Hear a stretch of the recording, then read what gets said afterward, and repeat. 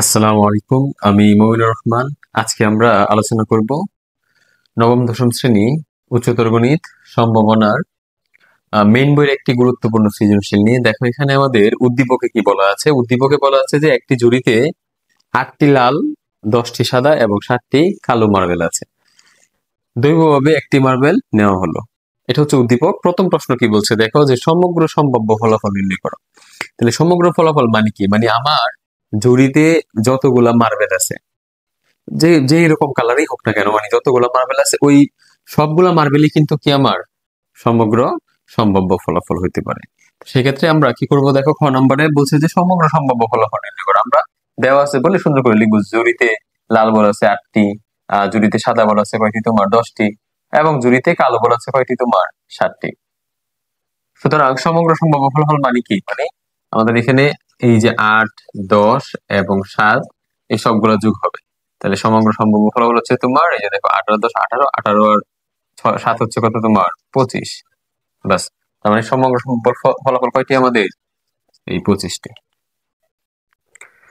তারপর দেখো এখানে খ নম্বর প্রশ্নে বলছে যে মার্বেলটি, এক নম্বর বলছে যে লাল হওয়ার সম্ভাবনা এবং সাদা না হওয়ার সম্ভাবনা নির্ণয় করো। তাইলে আমাদের লাল এবং সাদা এটা লাগতেছে, তাহলে আমরা দেওয়া আছে বলে লিখবো জুড়িতে লাল মার্বেল আছে কয়টি? 8টি, এবং সাদা মার্বেল আছে হচ্ছে তোমার 10টি। তো এখন আমরা ক হতে কি পাই দেখো, সমগ্র সম্ভাব্য ফলাফল হচ্ছে 25টি। কারণ আমরা পসিবিলিটি সূত্র জানি যে যে কোনো কিছু হওয়া বা না হওয়া আমরা যেটাই বের করি আমাদের কিন্তু সমগ্র সম্ভাব্য ফলাফলটা কিন্তু লাগবে। ঠিক আছে, মানে সমগ্র ফলাফল যেটা আছে ওইটা আমাদের অবশ্যই প্রয়োজন। সেক্ষেত্রে আমরা এটা ক হতে পাইছি, আমরা এটা লিখবো। এখন দেখো এক নম্বরে আমরা কি করব, যে লাল হওয়ার সম্ভাবনা। তাইলে আমরা লিখবো যে মার্বেলটি লাল হওয়ার অনুকূল। লাল হওয়ার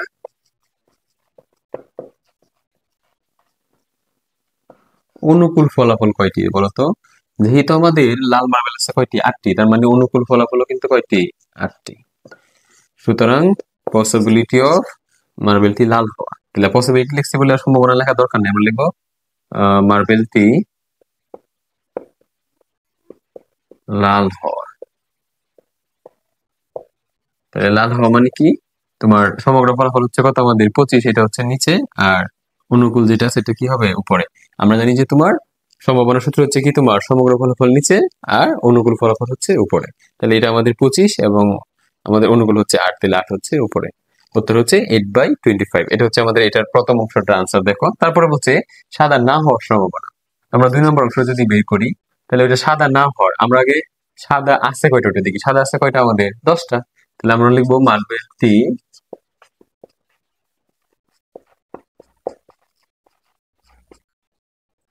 সাদা না হওয়ার অনুকূল ফলাফল কি আছে দেখো, না হওয়ার অনুকূল ফলাফল।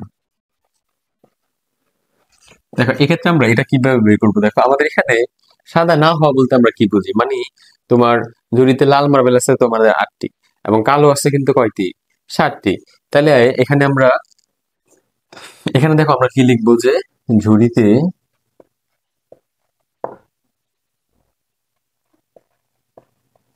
কালো মার্বেল আছে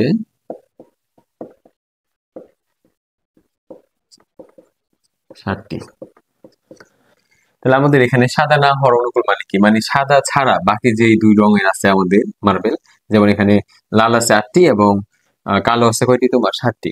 এই দুইটা যোগ করে দিব, তাইলে কিন্তু এটা না হওয়ার অনুকূল, কারণ সাদা আসবে না, তখন হচ্ছে লাল অথবা কি কালো মার্বেল যেটা আছে। তার মানে লাল হচ্ছে কয়টা এখানে? 8টা, এবং তোমার হচ্ছে কালো মার্বেল হচ্ছে কয়টি? 7টি। তার মানে যোগ করে দিলে সাদার আর যোগ করলে কত হবে? 15টি। তার মানে সাদা না হওয়ার অনুকূল ফলাফল হচ্ছে 15টি। সুতরাং পসিবিলিটি অফ মার্বেলটি কি হবে বলো? সাদা না হওয়া। তাহলে মার্বেলটি সাদা না হওয়া, এর সম্ভাবনা লেখা দরকার নেই কারণ আমরা আগে কিন্তু পসিবিলিটি লিখছি। হ্যাঁ, তার মানে মার্বেলটি সাদা না হওয়ার সম্ভাবনা সমান সমান কি হবে? এখানে অনুকূল হচ্ছে আমাদের কত? এখানে সাদা না হওয়ার অনুকূল হচ্ছে কয়টি? 15, আর হচ্ছে সমগ্র ফলাফল কত? 25। তাহলে এই যে 25 বাই আমাদের হচ্ছে 15/25। তাহলে এখানে মার্বেলটি সাদা না হওয়ার সম্ভাবনা কি হবে? এখানে অনুকূল হচ্ছে আমাদের 15 এবং তোমার সমগ্র হচ্ছে কত বলো 25। তাহলে আমরা এখানে কাটাকাটি করতে পারি, আমরা কাটাকাটি করলে 5 দিয়ে এখানে 3 5 15 এবং 5 5 হচ্ছে 25। এটা হচ্ছে আনসার 3/5। তো এটাকে তোমরা এই যে সাদা না হওয়ার অংশটাকে অন্যভাবে করতে পারো। যেমন আমি যদি মনে করো যে সাদা হওয়ার বের করি, তাহলে সাদা হওয়ার অনুকূল কিন্তু কয়টি 10টি। তাহলে সাদা হওয়া কি হবে দেখো তো, মার্বেলটি সাদা হওয়ার ক্ষেত্রে আমরা কিভাবে করবো। সাদা হচ্ছে কয়টা, তোমার অনুকূল হচ্ছে তোমার কত, যে 10টি, আর সমগ্র ফলাফল কত 25। এক্ষেত্রে আমরা যদি কাটাকাটি করি তাহলে 5 দোকানে 10 এবং 5 5 হচ্ছে 25, তার মানে 2/5। এখন যদি আমরা সাদা না হওয়া বলি, তাইলে সাদা না হওয়া এটা হচ্ছে পসিবিলিটি অফ সাদা হওয়া। সুতরাং পসিবিলিটি অফ সাদা না হওয়া। তো আমরা সেক্ষেত্রে কি করব দেখো, আমি একটু সমান সমান দিয়ে নিচে লিখি। আমরা কিন্তু জানি যে 1 থেকে কি করতে হবে, ওইটাকে মাইনাস করলে কিন্তু মানে হওয়াকে আমরা 1 থেকে মাইনাস করে দিব, তাহলে না হওয়া হবে। তাহলে 2/5 যদি আমরা করি, এখানে 5 আর 1 লসাগু 5, 5 থেকে কি হবে 5, এটাকে হর দ্বারা ভাগ করলে 1, 1 দ্বারা গুণ করলে 2 2, তাহলে কিন্তু কি হবে 3/5। এই যে এটা কিন্তু আনসার। আমরা এইভাবে করতে পারি, এভাবেও করতে পারি, যেভাবে তোমার সুবিধা সেভাবে তুমি করবে। এখানে ঘ নম্বর প্রশ্ন দেখো কি বলছে, যে যদি প্রতিস্থাপন না করে পরপর 4টি মার্বেল তুলে নেওয়া হয়, তবে সবগুলো মার্বেল সাদা হওয়ার সম্ভাবনা। এখন আমাদের সাদা হওয়ার সম্ভাবনা বলছে, এবং আমরা তুলবো পরপর 4টা মার্বেলে কি হবে, সাদা হবে। তাহলে আমাদের সাদা মার্বেলে অনুকূল ফলাফল লাগবে। আমরা লিখবো যে দেওয়া আছে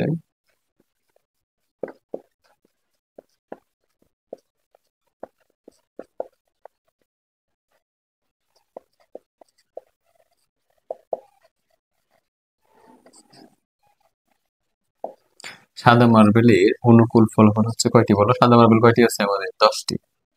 আচ্ছা, এবং ক হতে আমরা কি পাইছি দেখো, ক হতে পাই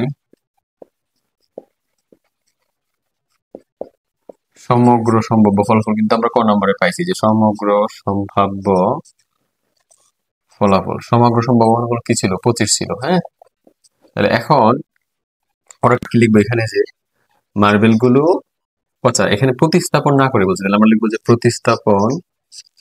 সুতরাং প্রতিস্থাপন না করে পরপর 4টি মার্বেল তুলে নেওয়া হলে